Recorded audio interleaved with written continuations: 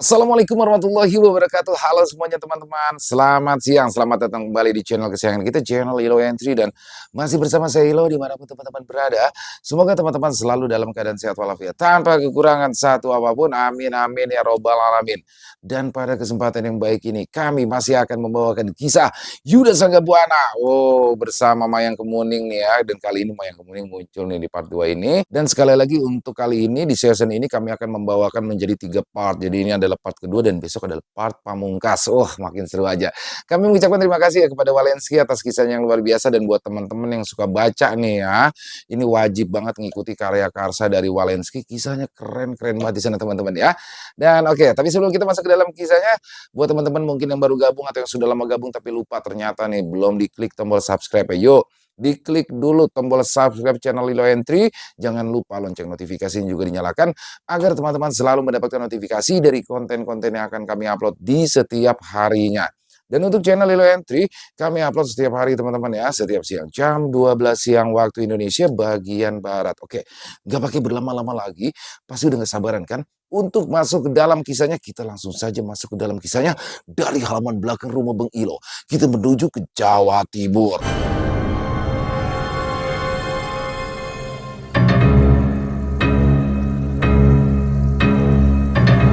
Gerhana bulan di pantai Gondomayit. Kisah Yuda Sanggabuana.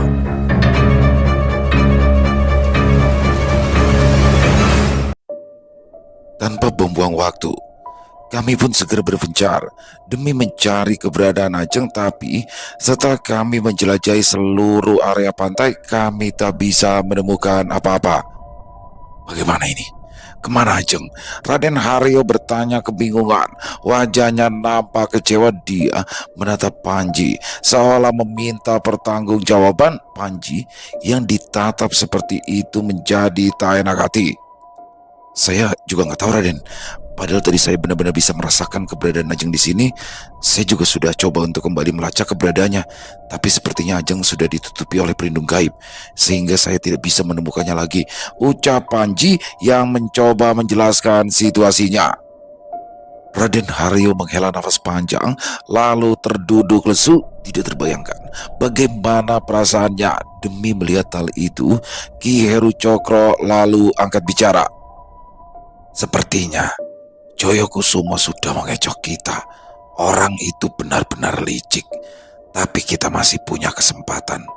Gerhana bulan masih beberapa jam lagi. Kita harus bisa menemukan lokasi yang tepat sebelum terlambat. Memang butuh perjuangan, tapi dengan bantuan Panji, setidaknya kita bisa berpindah tempat dengan lebih cepat. Kami semua mengangguk faham ya. Ide dari Ki Heru Cokro sepertinya menjadi jalan yang terbaik meskipun tak mudah untuk dilakukan.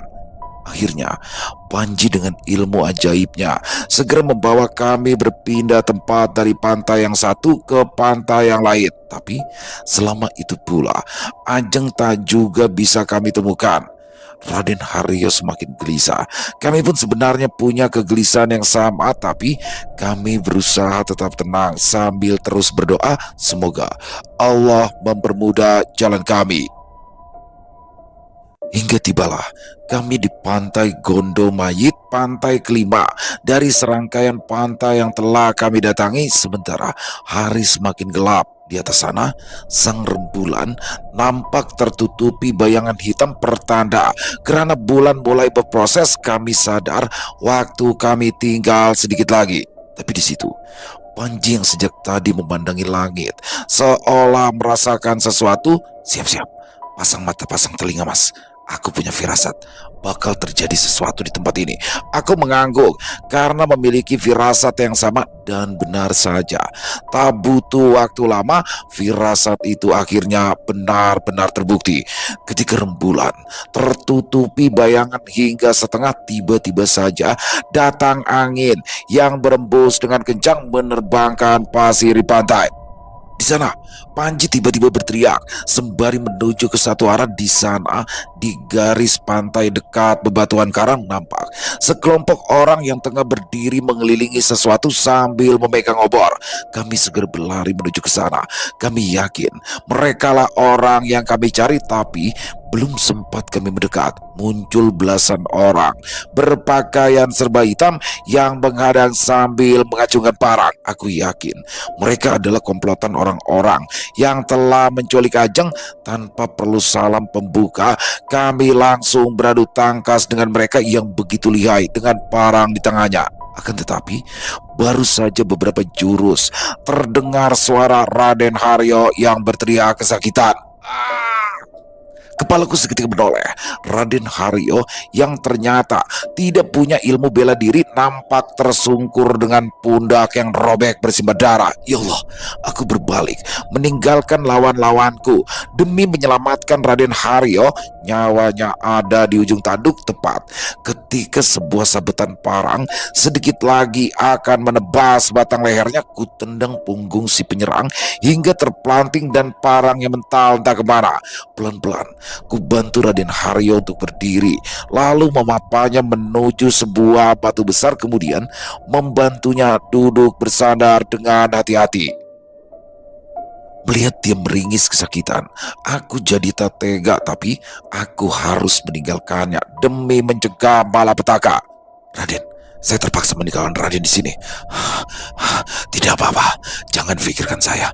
Ini cuma luka biasa. Pergilah, tolong selamatkan putri saya, pinta Raden Haryo sambil meringis memegangi pundaknya yang terus mengucurkan darah segar. Seketika hatiku terenyuh. Aku tahu dia berbohong.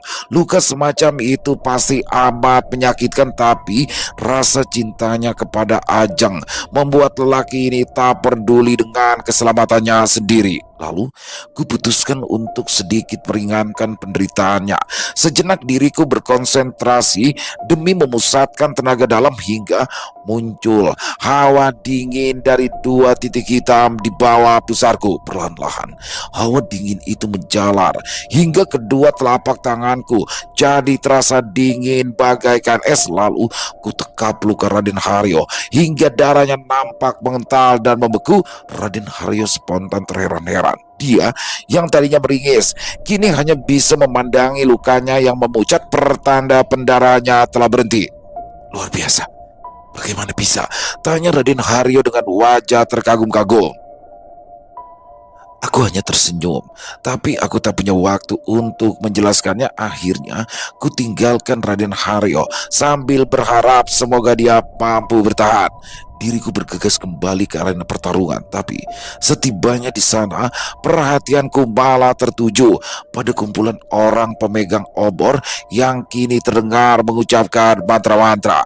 Aku yakin mereka sedang melakukan ritual kebangkitan. Secepat mungkin ku berlari untuk mencegahnya, tapi ketika jarakku tinggal beberapa meter lagi, muncul Joyo Kusumo yang menyeruak keluar dari kerumunan, berdiri menantang sambil bertolak pinggang. Hei anak setan, kita ketemu lagi. Mulutku menggeram marah sementara Joyo Kusumo tanpa basa-basi langsung menghunus keris hitamnya. Perkelahian sengit pun tak dapat dihindari. Tanganku menangkis lalu balas memukul Joyo Kusumo dengan cepat dan terengginas. Sementara Joyo Kusumo lihai berkelit lalu membalas dengan sabetan kerisnya yang berbahaya dan mematikan. Setelah beberapa jurus, perkelahian kami pun masih berjalan seimbang hingga sudut mataku melihat orang-orang itu kini nampak melarung sebuah rakit di mana tubuh Ajeng terikat di atasnya. Aku tak tahu apa maksud mereka, tapi yang jelas aku harus menghentikannya. Dalam satu gerakan, aku sengaja melompat menjauhi Joyo Kusumo demi menyusul rakit itu, tapi lelaki itu cepat menghalangiku seolah tahu apa maksudku. Mau kemana kamu? Mau menghentikan rakit itu ya? Langkai dulu mayatku. Joyo Kusumo berdiri sambil menyeringai. Sial. Sementara itu, rakit yang membawa Ajeng bergerak semakin ke tengah seolah ada kekuatan yang menuntunnya. Dan ketika rakit itu sampai di satu titik, tiba-tiba saja muncul pusaran air yang berputar dengan cepat lalu menghisap rakit itu masuk ke dasar laut. Aku terkesiap. Kejadiannya begitu cepat hingga diriku tak sempat berbuat apa-apa. Pusaran air itu kemudian berangsur menghilang. Laut kembali tenang. Namun ketenangan itu tak berlangsung lama. Tepat ketika gerhana bulan total sempurna, seolah ada sesuatu yang bersinar di dasar laut. Lalu tiba-tiba air laut beriak keras hingga berbuih tak ubahnya air mendidih. Semua orang terdiam seolah menunggu, termasuk aku dan juga Joyo Kusumo yang melupakan pertarungan kami yang belum selesai. Hingga akhirnya terjadilah satu fenomena yang menakjubkan. Dari dalam air yang beriak keras itu perlahan muncul sosok Ajeng yang mengenakan pakaian layaknya seorang ratu. Dewi Chandramaya. Mulutku berucap pelan, diriku terkesima. Sosok sang Dewi begitu agung. Dengan tongkat bercahaya kemasan dalam genggamannya, tubuhnya terus bergerak naik ke permukaan hingga akhirnya berdiri melayang beberapa jengkal di atas air. Sugeng Rawu Kanjeng Dewi, Sugeng Rawu Kanjeng Dewi. Begitu ucap orang-orang itu berulang-ulang, sementara Joyo Kusumo berbalik meninggalkanku, bergabung bersama mereka, seraya tersenyum merasa dirinya telah menang. Untuk sesaat, sang Dewi menjadi pusat perhatian dia. Kemudian dengan ajaibnya melangkah di atas air menuju tempat di mana orang-orang yang membangkitkannya telah menunggu.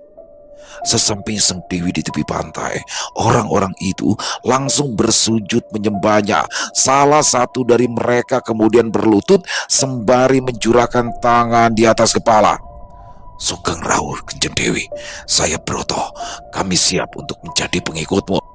Sang Dewi tersenyum penuh misteri, tapi tanpa diduga-duga, Joyo Kusumo sekonyong-konyong menggoreskan kerisnya ke tubuh sang Dewi dengan gerakan secepat kilat. Sang Dewi menjerit keras. Semua orang nampak terkejut. Joyo Kusumo lalu mencengkram dahi sang Dewi sembari berkomat-kamit, kemudian meniup wajah wanita itu yang seketika terdiam kaku tak ubahnya patung batu. Berhasil, berhasil, teriak Joyo Kusumo kegirangan. Lalu dia merampas tongkat dari tangan sang Dewi. Aku tak tahu apa yang tengah dilakukan oleh Joyo Kusumo, tapi Broto serta orang-orangnya nampak marah dan langsung menyerang Joyo Kusumo secara bersamaan. Tapi Joyo Kusumo bukanlah orang sembarangan. Dengan tongkat sang Dewi di tangannya, dia mampu menuntaskan perlawanan Broto serta orang-orangnya hingga mereka terkapar entah pingsan atau meregang nyawa. Setelah berhasil menjatuhkan lawan-lawannya, Joyo Kusumo lantas berdiri di samping sang Dewi kemudian berteriak lantang ke arahku. Ular kadut, lebih baik kamu pulang saja. Mumpung aku mau berbaik hati, kamu tidak mungkin bisa mengalahkan peliharaan baruku ini. Aku tersentak kaget. Kini aku tahu apa maksud Joyo Kusumo ikut campur dalam urusan ini. Rupanya manusia licik ini memiliki rencana untuk memperalat sang Dewi dan menggunakan kekuatannya untuk tujuannya sendiri. Tak perlu banyak cakap, ku ambil ancang-ancang untuk menyerang Joyo Kusumo, tapi lelaki itu terlihat tenang lalu berteriak memberikan perintah kepada sang Dewi. Bunuh dia. Sang Dewi yang sejak tadi diam tiba-tiba saja mendelik lalu menyeringai, tapi bukannya menyerangku, dia malah mencekik leher Joyo Kusumo kemudian mengangkat tubuh lelaki itu tinggi-tinggi. Manusia bodoh, kau pikir kau bisa mengendalikanku? Ucap sang Dewi lalu merampas kembali tongkat miliknya kemudian membanting Joyo Kusumo ke tanah. Joyo Kusumo cepat bangkit dengan wajah kebingungan. Dia yang mengira telah mampu melumpuhkan sekaligus menguasai sang Dewi kini cuma bisa tercengang saat menyadari kalau usahanya telah gagal. Joyo Kusumo menghunus kerisnya lalu menyerang sang Dewi dengan satu tusukan ke arah dada, tapi sang Dewi mengayunkan tongkatnya menghantam Joyo Kusumo hingga terhempas.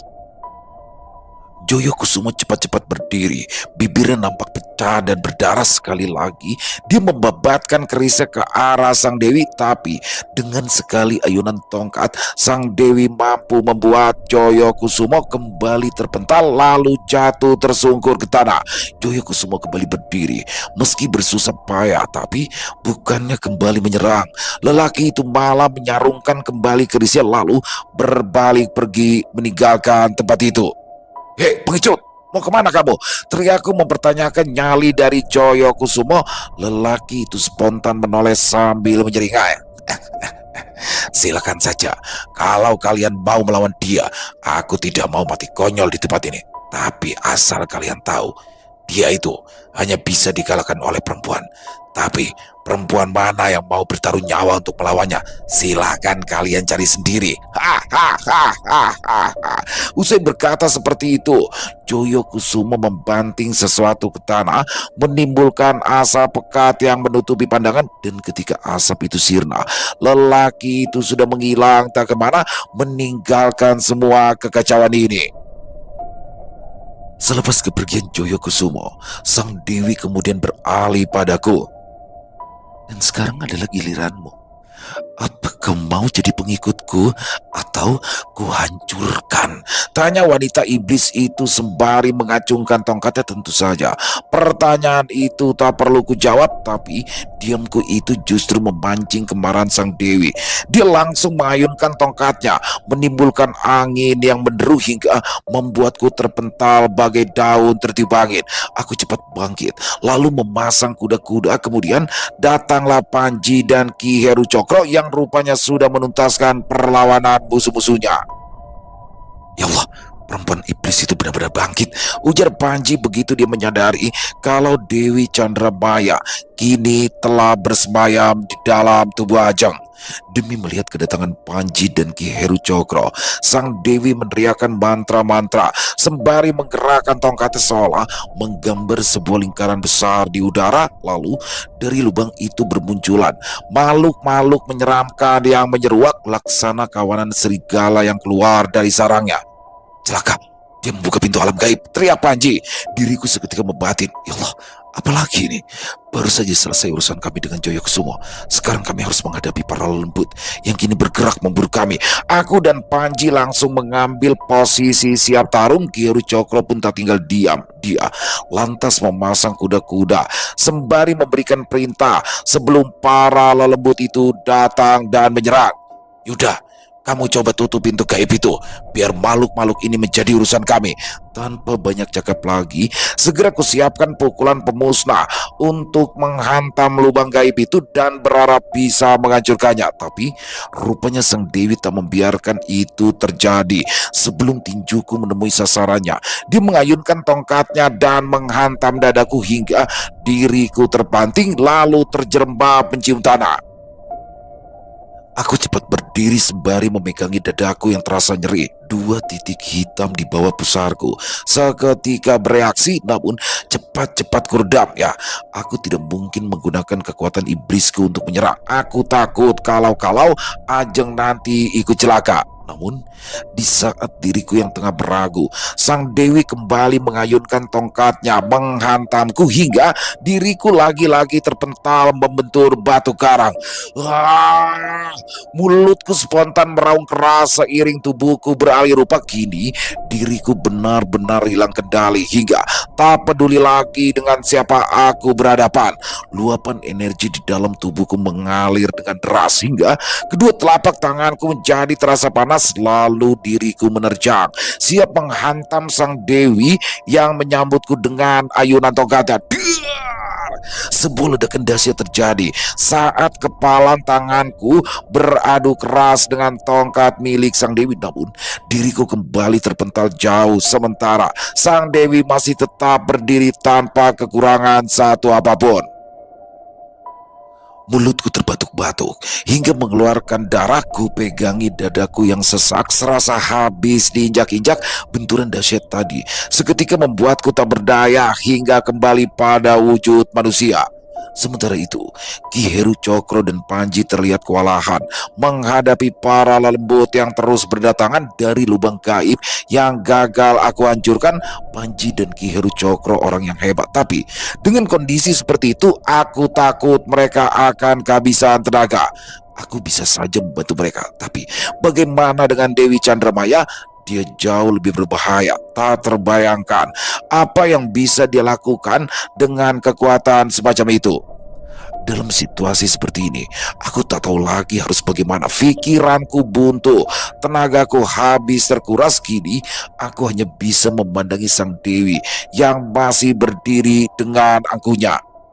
Kau sudah kuberikan kesempatan untuk menjadi abdiku, tapi kau malah memilih untuk menjadi lawanku, dan sekarang kau harus mati. Usai berkata, sang dewi mengangkat tongkatnya tinggi-tinggi, siap menghujam dadaku. Des! Mendadak muncul sesuatu yang berkelebat, menyabet tubuh sang dewi hingga ia tersurut mundur. Diriku seketika menoleh dan langsung terkejut. Ya, ada Mayang Kemuning yang tengah berdiri sambil menggenggam selendang kuningnya. Perempuan iblis, berani betul kamu mencelakai calon suamiku, teriak Mayang Kemuning dengan wajah yang merah padam. Mayang, jangan Mayang, ini sangat berbahaya Mayang, pintaku pada Mayang Kemuning, tapi dia malah mendelik, lalu masih sempat marah-marah. Sudah, kamu diam aja di situ. Kamu itu terlalu memberi hati pada perempuan yang satu ini. Sekarang kamu lihat sendiri akibatnya, umpat Mayang dengan nada kesalnya. Bukan begitu Mayang. Aku sudah berusaha melumpuhkannya, tapi dia terlalu kuat. Kilaku sambil coba berdiri, namun kakiku terasa lemas. Lah, kuat apanya? Kamu tadi itu menyerang cuma setengah-setengah. Sekarang lihat aku. Usai berkata seperti itu, Mayang melompat sembari menyabetkan selendangnya yang berkelebat, laksana cambuk ke arah tubuh sang dewi. Wanita iblis itu tak mau kalah. Dia menyambut sabetan selendang dengan mengayunkan tongkatnya hingga menimbulkan angin yang menderu. Trang! Bunyi berdentang terdengar saat kedua senjata mereka saling beradu. Selendang Mayang tak ubahnya lembaran baja saat berbenturan dengan tongkat sang dewi yang sudah kurasakan sendiri kedahsyatannya. Untuk beberapa saat diriku hanya jadi penonton. Mayang Kemuning dengan selendangnya begitu luas bak penari menghadapi serangan sang dewi yang berkali-kali menghujamkan tongkatnya. Jujur saja, diriku benar-benar dibuat takjub. Baru kali ini aku melihat Mayang seperti ini. Dia memang pernah menghajar Nyi Arum dulu di Alas Kulon, tapi waktu itu dia hanya menggunakan tangannya untuk menampar. Aku tak tahu kalau Mayang ternyata memiliki selendang yang begitu luar biasa. Setelah beberapa kali jual beli serangan, Mayang nampak lebih unggul, sedangkan sang dewi sendiri mulai terdesak sampai akhirnya satu sabetan selendang menampar wajah sang dewi hingga terpental jatuh ke belakang. Des! Sang dewi buru-buru bangkit. Dia nampak murka. Tiba-tiba saja dia memekik keras sembari mengentakkan tongkatnya ke tanah hingga benda itu berpijar laksana logam yang sedang ditempa. Ayo, mau pakai jurus apa lagi kamu? Hardik Mayang yang terlihat tak gentar. Sang dewi menggeram parah. Dia lalu melompat tinggi, kemudian menukik dengan tajam sembari menghujamkan tongkatnya yang merah menyala tepat ke arah kepala Mayang Kemuning. Mayang, awas! Mulutku berteriak demi memperingatkan Mayang. Mayang pun bersiap dengan memutar-mutar selendangnya di atas kepala laksana baling-baling menyambut serangan tongkat yang sebentar lagi akan menghujam kepalanya. Biar! Terdengar suara menggelegar bak halilintar yang menyambar. Pasir pantai seketika berterbangan menutupi pandangan. Sang dewi terpental ke udara lalu jatuh terbanting dengan keras, sementara Mayang masih tetap berdiri meskipun kakinya terlihat goyah. Mayang, mulutku memanggil, berharap Mayang baik-baik saja. Hatiku pun lega begitu melihat Mayang melangkah mendekati sang dewi yang kini terkapar tak berdaya. Perempuan iblis, selama ini ibuku melarangku untuk unjuk kekuatan, tapi aku tak bisa tinggal diam melihat orang yang aku sayangi kamu sakiti. Sekarang kembalilah ke neraka. Mayang kembali memutar-mutar selendangnya, menimbulkan angin yang bergelombang sebelum akhirnya menyabetkannya ke arah tubuh sang dewi. Dewi Chandramaya menjerit dengan keras. Seiring dirinya musnah, membentuk asap hitam meninggalkan tubuh Ajeng yang kini terkapar tak sadarkan diri. Sementara aku hanya bisa menyaksikan semua itu tanpa bisa berbuat apa-apa. Sepertinya benar apa yang dikatakan oleh Joyo Kusumo, Dewi Chandramaya hanya bisa dikalahkan oleh seorang perempuan. Tapi aku tak menyangka kalau perempuan itu adalah Mayang Kemuning yang selama ini kupikir hanya bisa ngomel-ngomel saja. Dan kini semuanya telah usai.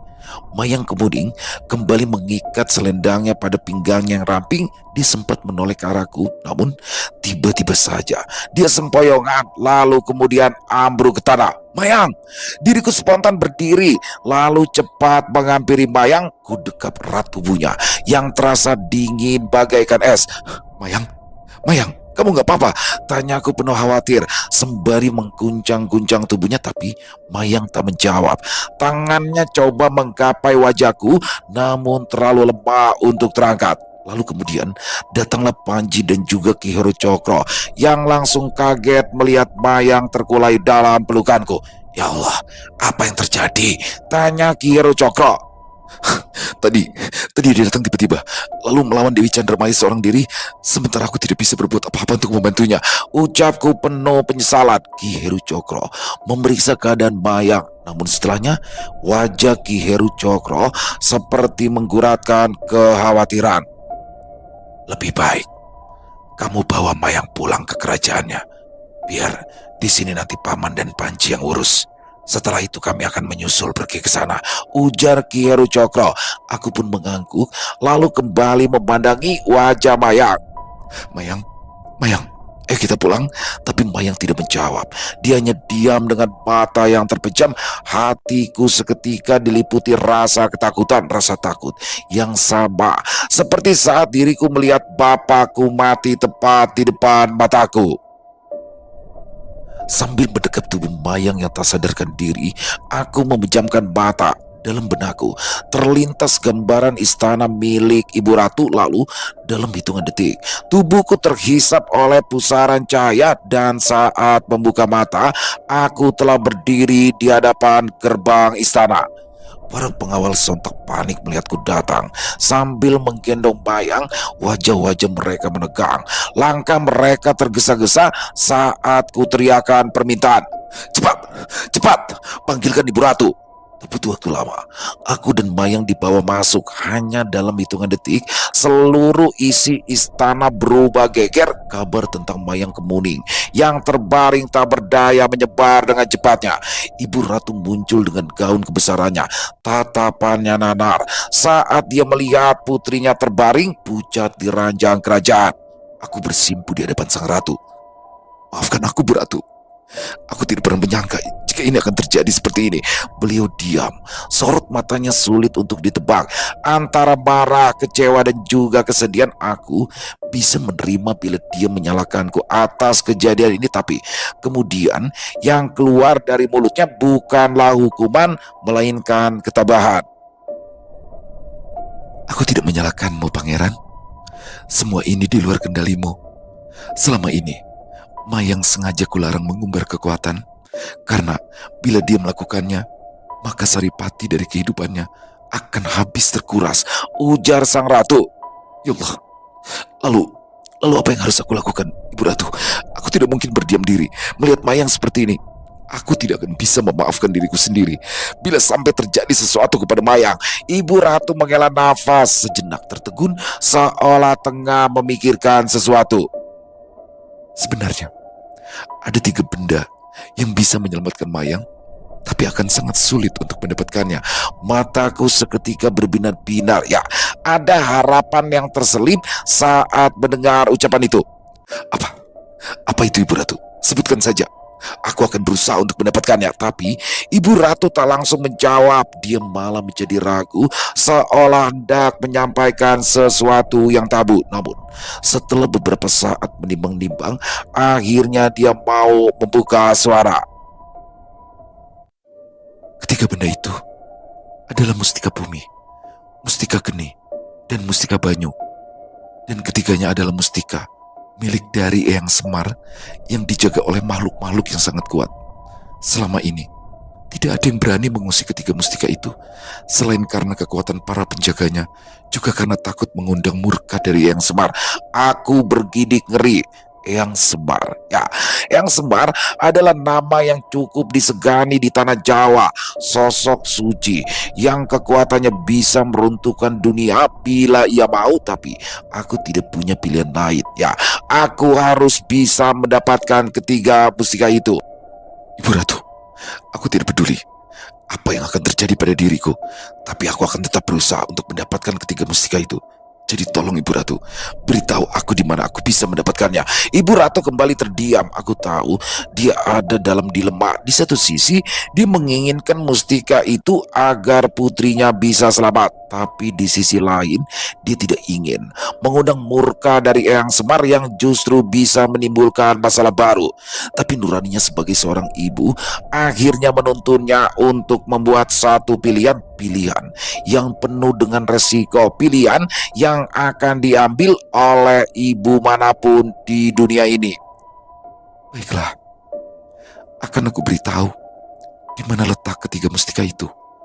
Sekarang dengarkan baik-baik. Mustika bumi ada di Alas Purwo. Benda itu dijaga oleh sepasang siluman harimau peliharaan dari Eyang Semar. Sedangkan mustika geni ada di kawah Gunung Bromo. Tadinya benda itu dijaga oleh Betu Geni, tapi setelah makhluk itu kau hancurkan, kini mustika geni itu dijaga oleh Mahesa Braja. Dan untuk mustika bumi dan mustika geni, mungkin engkau bisa mendapatkannya. Tapi aku sangsi, apakah engkau bisa mendapatkan mustika banyu? Diriku seketika heran demi mendengar keraguan dari Ibu Ratu. Memangnya, kenapa dengan mustika banyu, Bu Ratu? Ibu Ratu menatapku lekat-lekat. Bisa kulihat ada kekhawatiran yang terpancar dari matanya.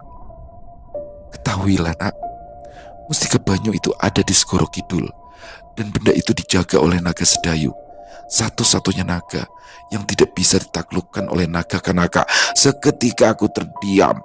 Penjelasan dari Ibu Ratu sudah cukup menggambarkan betapa kuatnya naga Sedayu, tapi tak akan kubiarkan hal itu menghalangiku. Sehebat apapun makhluk itu, aku akan berusaha untuk menaklukkannya. Aku siap. Aku siap, Ibu Ratu. Apapun akan aku lakukan demi bisa menolong Mayang. Dia telah mengorbankan dirinya untuk menyelamatkanku. Dan sekarang giliranku untuk melakukan hal yang sama. Demi melihat kesungguhanku, Ibu Ratu lantas menatapku penuh harap. Pangeran, semoga engkau bisa mendapatkan ketiga mustika itu. Bila nanti yang Semar murka, biarlah aku sendiri yang akan menanggung akibatnya.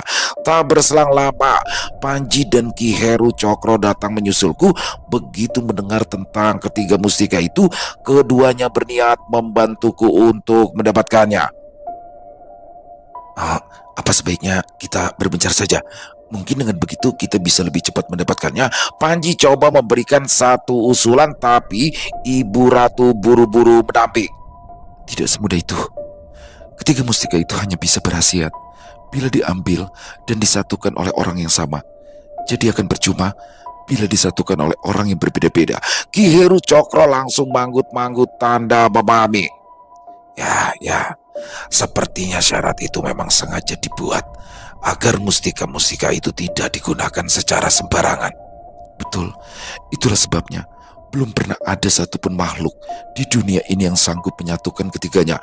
Timpal Ibu Ratu menambahkan. Begini saja, kita sama-sama hadapi dulu makhluk-makhluk penjaga itu. Lalu setelah kita berhasil mengalahkan mereka, biar nanti saja Mas Yuda yang mengambil dan menyatukan ketiga mustika itu. Bagaimana? Ucap Panji penuh percaya diri. Dia sepertinya begitu yakin kalau kami mampu melakukannya. Ya, aku rasa tidak masalah. Siapapun yang bisa mengalahkan para penjaga mustika itu, yang terpenting adalah siapa yang mengambil dan menyatukan ketiganya. Ya sudah, dari mana kita harus mulai? Tanya Panji. Sejenak aku berpikir sebelum akhirnya mengutarakan isi kepalaku. Bagaimana kalau kita mulai dari Gunung Bromo? Menurutku, mustika geni paling mudah untuk didapatkan. Dulu, buto geni bisa kuhancurkan. Jadi aku yakin kalau Mahesa Braja juga bisa kutaklukkan. Panji dan Ki Heru Cokro pun setuju, tapi tiba-tiba saja Panji terdiam cukup lama, lalu wajahnya berubah menjadi khawatir. Ada apa, Ji? Mas Yuda, sepertinya Ki Heru Cokro tidak perlu ikut. Loh, kenapa? Tanya Ki Heru Cokro heran mendengar namanya disebut-sebut. Saya baru saja mendapatkan penglihatan kalau Ki Heru Cokro akan terluka parah. Kami semua spontan kaget ya. Kami tahu kalau Panji memiliki kelebihan menerawang masa depan. Meskipun terawangannya belum tentu benar, tapi aku tak mau ambil resiko. Ya sudah, mungkin sebaiknya memang paman tidak perlu ikut, ucapku lalu beralih pada Ki Heru Cokro. Paman, biar kami saja yang mencari ketiga mustika itu. Baiklah, sebenarnya paman ingin sekali ikut dengan kalian, tapi paman maklum dengan kekhawatiranmu. Pergilah, jaga diri kalian baik-baik. Semoga kalian berhasil. Saat itu juga Panji langsung membawaku pergi ke Gunung Bromo dalam sekejap mata. Kami telah berdiri di tepi kawah yang mengepulkan asap tebal serta bau belerang yang amat menyengat. Di mana kira-kira letak mustika itu? Tanyaku sembari memperhatikan sekeliling yang diselimuti kegelapan malam. Sementara Panji nampak khusyuk coba merasakan sesuatu. Aku bisa merasakannya. Ada satu kekuatan di sana, ujar Panji sembari menunjuk ke dalam kawah. Jadi kita harus turun ke sana. Tanyaku coba memastikan Panji hanya mengangkat bahu pertanda tak punya pilihan lain. Ya, sepertinya begitu. Sejenak, aku menatap lubang kawah yang tak ubahnya seperti tungku raksasa. Turun ke sana jelas adalah perbuatan yang gila dan berbahaya, tapi aku tidak peduli. Jangankan masuk ke dalam kawah, masuk ke dalam perut bumi pun akan aku lakukan demi Maya. Akhirnya, dengan sangat berhati-hati, kami berdua menuruni dinding kawah yang terjal dan berbatu. Hawa panas yang menyengat membuat usaha kami jadi semakin sulit. Namun, setelah bersusah payah, akhirnya kami bisa sampai ke bawah dengan selamat. Dan kini, kami telah berdiri di dasar kawah yang gersang dan tandus. Hawa panas yang menyengat membuat tubuh kami serasa dipanggang, sementara bau belerang yang sangat kuat membuat kami kesulitan untuk bernafas. Mungkin bila kami manusia biasa, kami akan tewas hanya dalam hitungan menit. Mataku jelalatan memandangi sekitaran. Panji pun melakukan hal yang sama, tapi sampai sejauh ini kami belum bisa menemukan apa yang kami cari. Sepertinya kita mencari dengan cara yang salah. Mustika geni bukanlah benda sembarangan. Jadi untuk menemukannya tentu bukanlah dengan cara yang biasa, ucapku coba membaca situasi. Panji mengangguk faham. Kemudian kami sama-sama memejamkan mata, mencoba berkonsentrasi demi membuka indera keenam. Dan ketika mata kami terbuka, suasana seketika berubah. Tiba-tiba saja kami berada di area lapang berlantai batu, dikelilingi tembok tinggi menjulang, dihiasi lorong-lorong tak ubahnya arena gladiator. Tepat di depan kami ada sebuah kolam besar berisikan lahar panas yang bergolak-golak. Namun mataku langsung tertuju pada benda berpijar yang ada di atas tugu batu setinggi dada tepat di tengah kolam itu. Seketika aku dan Panji saling pandang. Kami yakin kalau itu adalah mustika yang kami cari. Mataku kembali memperhatikan benda berpijar itu. Otakku langsung berpikir untuk melompat demi meraihnya, namun belum sempat aku mengambil ancang-ancang, mendadak terdengar raungan keras dibarengi cahaya terang yang memancar dari salah satu lorong yang ada di ujung sana. Seketika kami siap memasang kuda-kuda sambil menduga-duga makhluk macam apa yang ada di dalam lorong itu. Lalu terdengar suara langkah kaki yang mendekat dari dalam sana. Suaranya begitu berat, seolah menandakan kalau sang pemilik kaki memiliki tubuh yang besar dan berbobot. Hingga akhirnya dari dalam lorong muncul seekor banteng seukuran bis malam dengan tubuh penuh ukiran raja. Matanya merah menyala, tanduknya besar dan berpijar laksana besi yang sedang ditempa Mahesa Braja. Mahesa Braja menggeram sembari mengentak-entakan kakinya hingga tanah bergetar. Hidungnya mendengus mengeluarkan asap kelabu. Seketika, kurapal ilmu pemusnah. Tadinya kupikir bisa membujuk Mahesa Braja agar mau memberikan mustika itu secara sukarela, tapi dari penampilannya, Mahesa Braja seperti bukan makhluk yang bisa diajak berkompromi. Mahesa Braja langsung berlari, menyeruduk dengan tanduknya yang merah berpijar. Aku cepat berkelit ke arah kanan, sedangkan Panji berkelit ke arah sebaliknya hingga sang banteng hanya menyeruduk ruang kosong. Mahesa Braja memutar badannya, hidungnya mendengos sembari mengetakkan kaki, lalu kembali menyeruduk dengan ganas. Diriku kembali berkelit. Panji ikut menghindar sembari berteriak lantang, "Mas Yuda, ambil mustikanya, biar makhluk ini aku yang hadapi." Demi mendengar ucapan dari Panji, aku cepat mendekati kolam lari itu, lalu berniat melompat dan menyambar mustika itu, tapi belum sempat aku mengambil ancang-ancang, mendadak ada lesatan kilat yang menyambar tepat ke arahku. Biar! Aku cepat menjatuhkan diri, lalu berguling menghindar. Sambaran kilat itu luput mengenaiku, lalu menyambar lantai batu hingga membentuk lubang besar.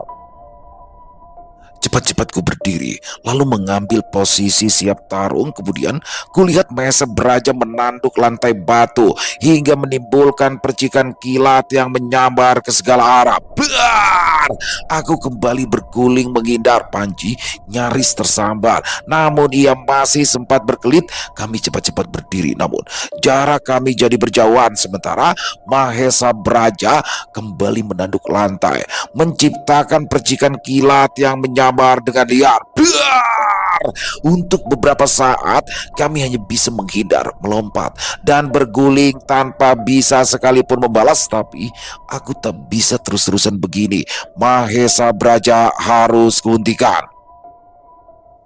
Diriku segera berkonsentrasi demi melepaskan iblis di dalam tubuhku. Dua titik hitam di bawah pusarku seketika bereaksi hingga kemudian mulutku berteriak keras seiring tubuhku beralih rupa. Mahesa Braja kembali menanduk lantai batu hingga tercipta kilat yang melesat, namun cepat kusilangkan kedua tangan di depan dada demi menangkis sambaran kilat yang datang sekejap mata. Biar! Diriku seketika terpental dengan tangan yang terasa panas. Sambaran kilat itu begitu dahsyat hingga membuat sisik tanganku terkelupas. Mahesa Braja mendengus keras, kakinya mengentak-kentak lantai batu hingga bergetar. Panji melompat, melayangkan tinjunya ke arah kepala Mahesa Braja, tapi banteng itu keburu menanduk lantai, menciptakan kilat yang menyambar hingga Panji terpaksa menarik pulaan serangannya. Diriku bersiap menyerang dengan tangan yang terkepal. Diriku melompat tinggi, lalu melayangkan tinju ke arah kepala Mahesa Braja sebelum dia sempat menciptakan kilat dengan tanduknya. Dar! Kepalan tanganku keras menghantam kepala Mahesa Braja. Banteng besar itu langsung tersurut mundur beberapa meter. Aku tak mau memberikannya kesempatan. Sebelum dia sempat menciptakan kilat sekali lagi, diriku melompat lalu memukul kepalanya dengan kekuatan berlipat ganda. Dar! Mahesa Braja terpental jauh, tapi banteng itu lekas bangun, lalu mendengus keras pertanda murka. Lalu tiba-tiba terjadi sesuatu yang luar biasa. Mahesa Braja menggeram dengan keras seiring tubuhnya berubah wujud menjadi manusia raksasa berkepala banteng. Mahesa Braja menggeram penuh amarah. Tanduknya berpijar laksana lampu neon, sementara kedua tangannya diselimuti cahaya putih yang menyilaukan mata. Lalu tanpa basa-basi, Mahesa Braja melayangkan tinjunya ke arahku, mengantarkan kilat yang siap menghancurkan badan. Kurapatkan kedua tangan di depan wajah, layaknya seorang petinju yang sedang menahan pukulan musuh. Tapi sambaran kilat itu begitu kuat hingga diriku terpental ke udara, lalu jatuh terbanting ke tanah. Susah payah ku berdiri dengan sedikit limbung, tapi Mahesa Braja seperti tak mau memberikan aku kesempatan. Dia kembali bersiap menyerangku, tapi Panji keburu menerjang, melayangkan tinjunya. Puh! Pukulan Panji keras menghantam kepala Mahesa Braja. Kekuatan pukulannya mampu menghancurkan batu karang, tapi pukulan itu seolah tak berarti. Mahesa Braja tetap berdiri gagah, lalu balas memukul Panji yang terlambat untuk berkelit. Biar! Panji seketika terpental lalu terkapar, pakaian serta bulu-bulu di sekujur tubuhnya hangus, menebarkan aroma benda yang terbakar. Demi melihat hal itu, darahku semakin mendidih. Seketika energiku meluap-luap hingga sisik di kedua tanganku jadi menghitam. Mahesa Braja, akulah lawanmu, teriakku, lalu melompat sembari menghantam dengan kekuatan menggelora. Mahesa Braja meraung keras, tangannya berpijar, siap menyambutku dengan kilatnya yang teramat dahsyat. Dar! Dua kekuatan dahsyat saling bertumbuk, tanah bergetar, debu berterbangan, diriku mendarat di atas kedua kaki, sementara Mahesa Braja terempas, terguling-guling dengan tanduk yang patah sebelah. Mataku menatap tajam, sembari mendesiskan lidahku pandangi Mahesa Braja yang berusaha berdiri namun akhirnya cuma bisa berlutut. Tanganku kembali terkepal, siap menghantam dengan pukulan pamungkas yang sanggup membelah gunung, sementara Mahesa Braja coba kembali memukulkan kilat dari tangannya yang kini nampak meredup. Wah! Mulutku meraung keras seraya melompat tinggi-tinggi, sedangkan Mahesa Braja mengambil ancang-ancang untuk memukulkan kilatnya. Dar! Tanganku keras menghantam, beradu dengan sambaran kilat dari tangan Mahesa Braja yang kini tak lagi dahsyat. Aku kembali mendarat di atas kedua kaki, sedangkan Mahesa Braja tak mampu lagi membendung pukulanku hingga terkapar meregang nyawa dengan kepala yang rengkah. Dari tempatku berdiri, kupandangi tubuh Mahesa Braja yang kini terbakar, lalu hancur menjadi abu. Satu makhluk penjaga telah musnah. Mahesa Braja adalah makhluk perkasa, tapi ternyata dia tak cukup kuat untuk menandingi kekuatan iblisku. Kulihat Panji yang coba bangkit sambil mengerang, tapi wajahnya terlihat lega begitu melihatku berhasil mengalahkan Mahesa Braja. Mas Yuda, ayo ambil mustikanya, pinta Panji sambil menunjuk. Aku segera menghampiri kolam lahar itu, lalu melompat dan menyambar mustika itu. Kini mustika geni telah berhasil kudapatkan. Sebuah batu seukuran genggaman tangan yang panas dan berpijar laksana bara, namun pijarnya perlahan-lahan meredup, menyisakan warna merah yang terang bagai delima. Bersamaan dengan itu, diriku kembali pada wujud manusia, lalu ku hampiri Panji yang masih duduk di taras sambil meringis kesakitan. Kamu gak apa-apa, Ci? Gak apa-apa gimana? Lawang bulu-buluku sampai habis begini. Kamu enak punya sisik. Coba lihat aku, sahut Panji kesal seraya membentangkan tangan memperlihatkan bulu-bulunya yang ranggas. Seketika aku tersenyum. Ya, sepertinya Panji baik-baik saja. Habis ini mau kemana? Tanya Panji setelah ku bantu untuk berdiri. Sekarang juga kita pergi ke Awas Purwo. Kita cari mustika bumi, sahutku sambil memandangi mustika geni. Satu mustika sudah ada di tangan, dan kini tinggal dua mustika lagi yang menanti untuk ku dapatkan. Selesai. Wow, luar biasa. Kisah Yuda Sanggabuana. Sedih banget. Ini keren-keren banget kisahnya. Didapat semuanya dari awal. Bagaimana Ajeng akhirnya bisa menjadi wadah tuh bagi Dewi Chandramaya, tapi ternyata ada sesuatu yang lebih besar dari situ ya. Ada juga Joyokusuma yang mau manfaatin situasi tapi gagal, dan ternyata setelah pertarungan itu Mayang Kemuning jatuh. Dan ternyata itu ya kata Ibu Ratu, kenapa sih Ibu Ratu itu melarang Mayang Kemuning untuk mengeluarkan kesaktiannya, padahal dia sakti pakai banget ya. Karena ternyata setiap dia habis mengeluarkan kesaktiannya, saripati kehidupannya tuh kayak habis. Dan di sini bagaimana pertarungan dahsyatnya dengan Dewi Chandramaya sehingga bener-bener bikin Mayang ini bisa dibilang sekarat tuh Mayang nih. Aduh, ini gimana nih, bisa nggak ya? Ini ketiga mustika ini mustika milik bukan sosok sembarangan loh, sosok yang Semar. Waduh, sosok yang Semar itu harus bener-bener bagi orang Jawa khususnya kan bener-bener sakral banget ya. Mampukah Yuda Sanggabuana mengambil mustika, 3 mustika ya, tapi 1 udah didapat. Wah, makin seru aja. Besok jangan ketinggalan pokoknya teman-teman. Apakah Yuda berhasil mengambil 3 mustika dan apakah Mayang Kemuning bisa diselamatkan? Jangan sampai ketinggalan besok. Untuk pamungkasnya, untuk part endingnya ada besok jam 12 siang, jangan sampai ketinggalan. Sekali lagi kami mengucapkan terima kasih kepada Walensky atas izinnya untuk kami bisa membawakan kisah yang luar biasa ini, dan semoga teman-teman semua terhibur ya dengan kisah barusan. Yang punya komentar lain silakan bisa menuliskan di dalam kolom komentar ataupun hanya sekedar saling menyapa, silakan. Insya Allah kami akan membalasnya satu persatu. Dan buat teman-teman yang suka dengan videonya bisa diklik tombol like atau tombol jempol, boleh juga dibantu di share dong ya link videonya ini ke teman-teman yang lain agar juga ikut merasa terhibur. Dan buat yang belum subscribe, sekali lagi diklik dong tombol subscribe, jangan lupa lonceng notifikasinya dinyalakan agar teman-teman selalu mendapatkan notifikasi dari konten-konten yang akan kami upload di setiap harinya. Dan kami juga ingin mengucapkan terima kasih ya kepada seluruh teman-teman yang sudah selalu setia hadir, yang sudah selalu mendukung kami, karena teman-teman kami selalu bersemangat berkarya di setiap harinya. Dan di akhir kata, saya Ilo mengucapkan permohonan maaf apabila mungkin dalam pembawaan kisahnya barusan ada kata-kata saya yang salah ataupun ada kata-kata saya mungkin yang kurang berkenan. Saya mohon dibukakan pintu maaf yang seluas-luasnya. Sampai berjumpa lagi besok jam 12 siang masih bersama saya Ilo di channel Ilo Entry. Salam sehat, sukses selalu untuk kita semua. Wassalamualaikum warahmatullahi wabarakatuh.